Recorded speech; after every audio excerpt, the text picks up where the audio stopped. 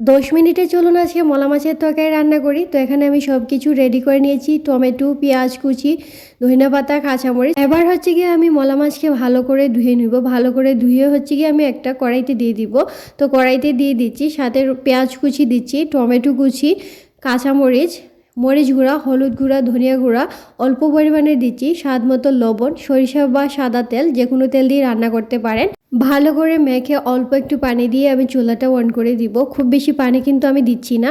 আর এই তরকারিটা রান্না করতে 10 মিনিটের বেশি লাগে না, তো খুবই তাড়াতাড়ি হয়ে যায়। চুলাটা অন করে দিয়েছি, অল্প একটু পরে কিন্তু তরকারিটা বলক উঠে গেছে। এই যে দেখেন, এবার হচ্ছে গিয়ে আমি ধনিয়া পাতাটা দিয়ে দিব। আর ধনিয়া পাতা দেওয়ার ফলে অনেক সুন্দর একটা ফ্লেভার আসবে। মলা মাছটা এখন খুব একটা পাওয়া যায় না, অনেক দিন পর হচ্ছে গিয়ে আমার কাজিন নতুন পানির মাছ কয়েকদিন ধরে যে বৃষ্টি হচ্ছে ওই পানি থেকে মেরে হচ্ছে দিয়ে গেছে। তো এই যে আমার রান্না কমপ্লিট, চুলাটা অফ করে দিয়েছি। আর মোটামুটি অনেক দিন পরে রান্না করছি। আর এই যে আমার তরকারি ফাইনাল লুক। আর এই তরকারিটা কিন্তু ছোট যে মলা মাছ ওইটা দিয়ে আমি আলু কুচি করে রান্না করেছি, আর এটা হচ্ছে কি শুধু শুধু রান্না করেছি।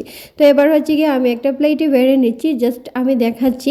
একদম ঝোল টোল নেই, একেবারে হালকা। আর এটা কিন্তু খেতেও একদম ভীষণ ভাল লাগে। আর এই মলা মাছ এখন কিন্তু খুব একটা কিনতেও পাওয়া যায় না। আমরা যখন ছোট ছিলাম তখন হচ্ছে গিয়ে প্রচুর পাওয়া যেত, নদীতেও পাওয়া যেত, বাজারেও কিনতে পাওয়া যেত। তো এবার হচ্ছে গিয়ে আমি গরম ভাতের সাথে নিয়ে নিচ্ছি।